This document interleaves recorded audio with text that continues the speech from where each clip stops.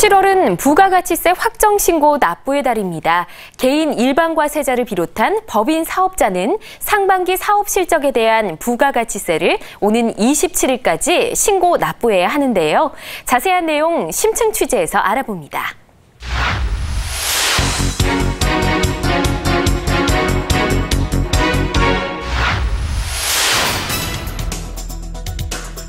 부가가치세 과세 사업자라면 누구나 매출과 매입에 대한 부가가치세를 신고 납부해야 하는데요. 2015년 제1기 부가가치세 확정 신고 납부 안내 지금 시작합니다.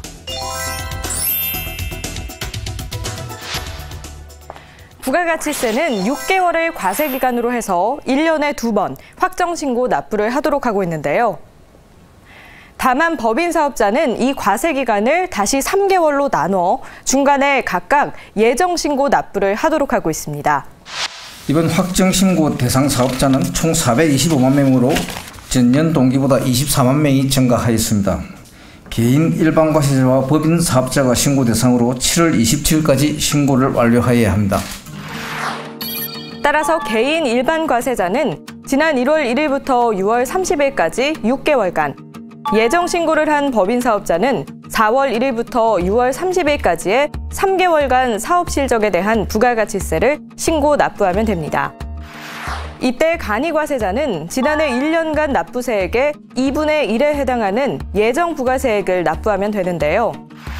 다만 휴업이나 사업 부진 등으로 상반기 공급가액이나 납부세액이 직전 연도의 3분의 1에 미달하는 경우에는 예정 부가세액을 납부하지 않고 상반기 사업 실적을 별도로 신고해 납부하면 됩니다.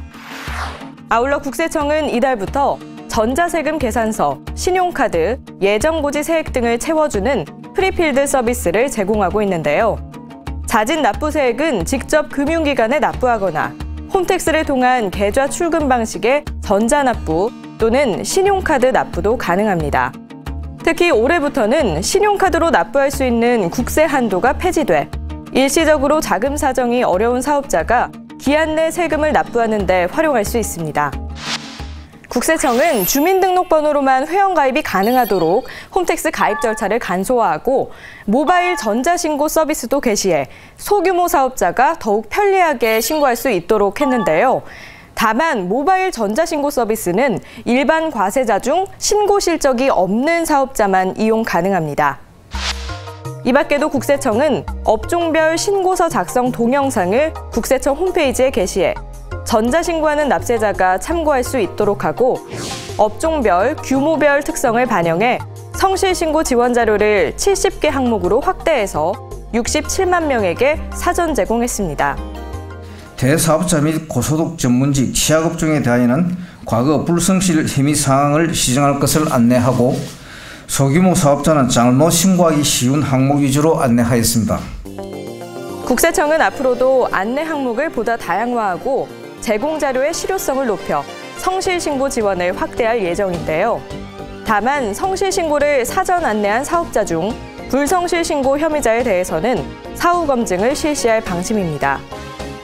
이번 신고 시 사전 안내한 사업자에 대하여도 8월부터 신고 반영 여부를 확인하고 불성실 혐의자를 선별하여 사후 검증을 실시할 계획입니다. 특히 전문직 등 고소득 자영업자와 현금 영수증 발급 의무화 업종, 유통질서 문란 업종, 부동산 임대업종 등의 불성실 신고 혐의자에 대해서는 사후 검증과 세무조사를 연계해 실시할 계획입니다.